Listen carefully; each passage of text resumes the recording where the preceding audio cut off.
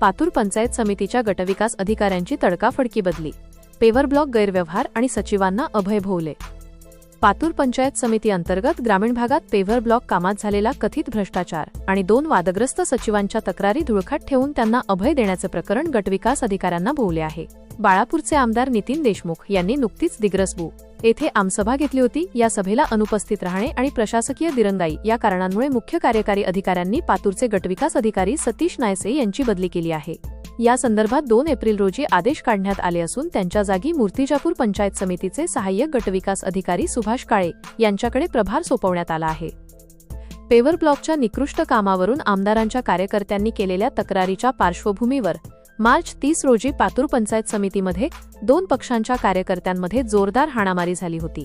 या घटनेमुळे पंचायत समितीचे वातावरण चांगलेच तापले होते। या सर्व प्रकरणांची गंभीर दखल घेत मुख्य कार्यकारी अधिकाऱ्यांनी आता तालुक्यातील पेवर ब्लॉक कामांच्या सखोल चौकशीचे आदेश दिले असून संबंधितांना तातडीने अहवाल सादर करण्यास सांगितले आहे। आमदारांच्या सभेला दांडी, सचिवांना दिलेले संरक्षण आणि कामांमधील अनियमितता यामुळेच ही बदली झाल्याची चर्चा आता संपूर्ण तालुक्यात रंगली आहे।